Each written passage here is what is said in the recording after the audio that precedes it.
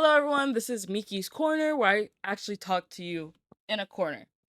This podcast was made for a school project, and I'll be pretty much talking about the United States and its involvement in wars that they have been, as well as some extra information that many people may not know about the wars or about U.S. involvement in these wars.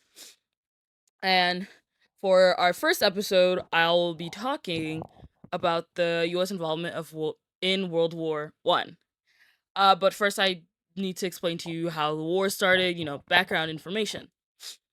In the beginning of the 20th century, there was a lot of talk in Europe about a war.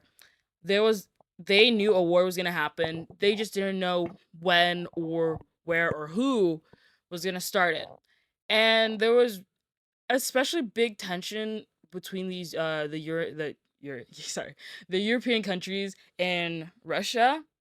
Um but the biggest amount of tension that eventually caused the war was between the Ottoman Empire, more specifically Serbia and Austria-Hungary.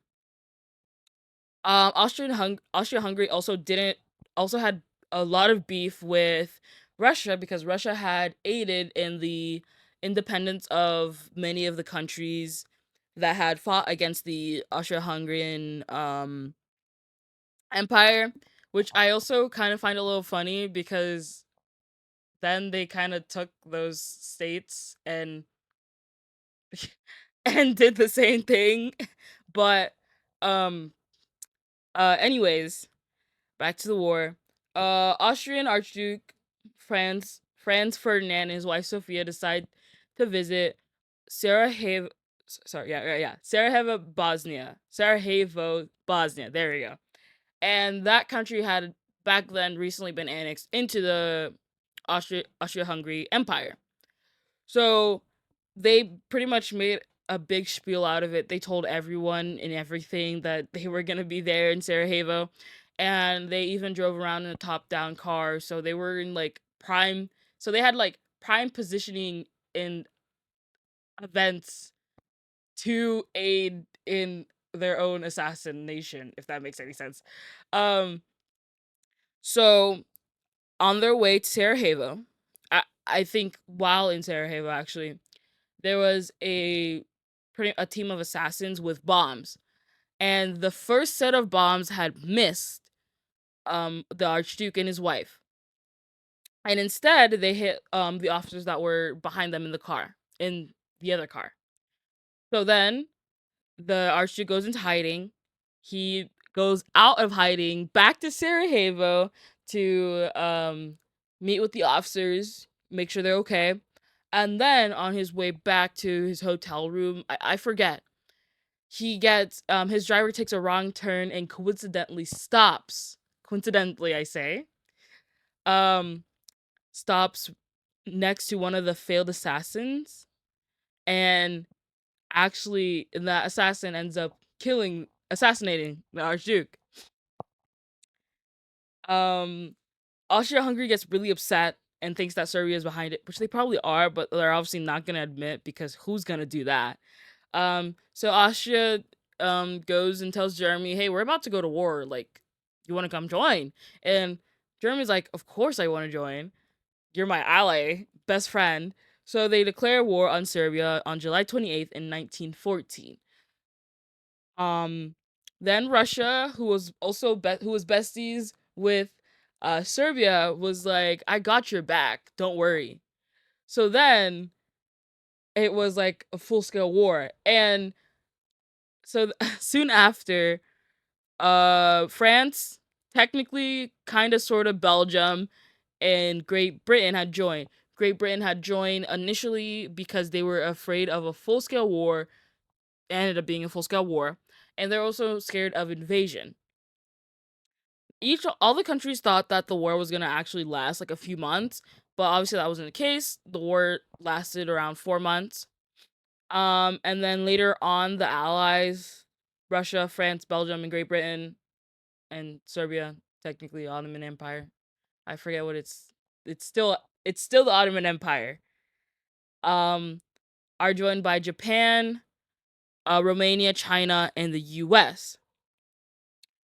So the US didn't really intend on joining. They didn't plan on doing anything.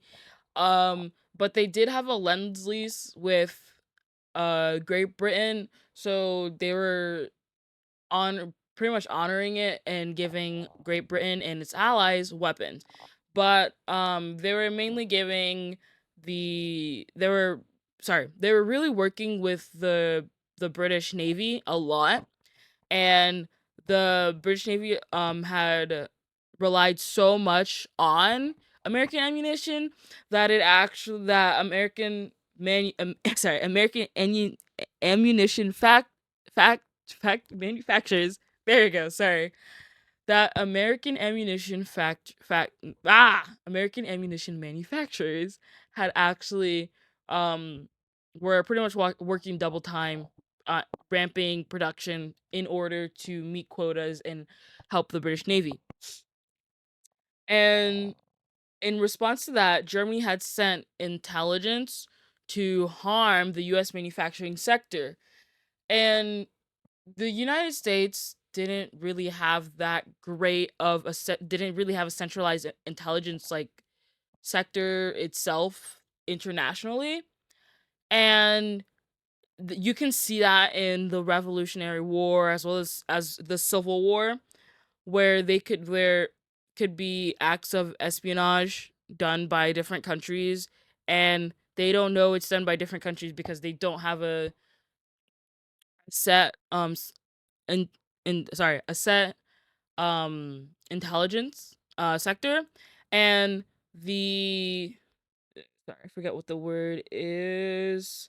Oh yeah, nor did any of the existing like federal law enforcement agencies had enough authority or capabilities to investigate on US soil whether or not these were international influences.